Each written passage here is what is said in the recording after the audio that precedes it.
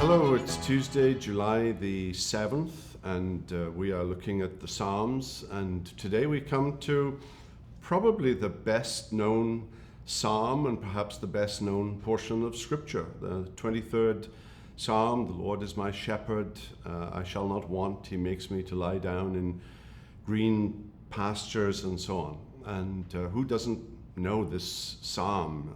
Every Christian, I think, has made it a favorite psalm. It's a psalm that reassures us that with God as our shepherd, we lack nothing. Everything that we need, not everything that we want, but everything that we need is provided for us. It's a psalm that depicts four scenes. The first is by a river, and I imagine sitting beside a river, perhaps having a picnic with green, verdant pastures all around. Then the scene changes dramatically to the valley of the shadow of death. And then another scene, sitting at a table that's loaded with provisions. And then a final scene in our Father's house forevermore. I can't think about Psalm 23 without thinking of a dear friend of mine who's now in glory, Douglas Macmillan, who was a shepherd.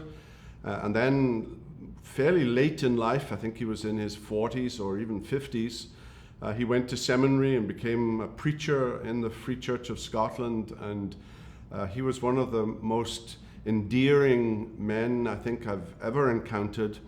And he wrote a little book on the 23rd Psalm that I have read several times. And I remember hearing him preach on the 23rd Psalm at a church conference one time. And he alluded to the closing passage in Psalm 23, "Goodness and mercy shall follow me all the days of my life." And he told us that he had two sheepdogs, border collies, and he called them Goodness and Mercy because they followed the sheep.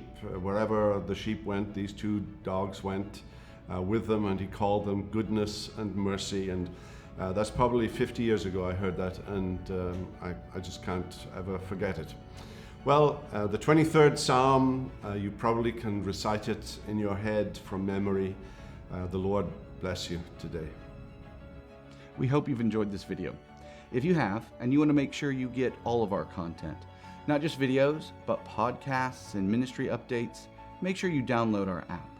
If you think you might have missed a video, click on our YouTube channel. A link should be down below. There you can see all of our videos, and if you want to make sure you don't miss anything in the future, hit subscribe.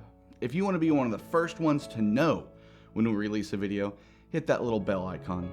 And if this video has blessed you, and you can think of someone else that it might help, use that share icon and send it to them. All, of course, for the edification of God's people and the glory of His name. Until next time, God bless.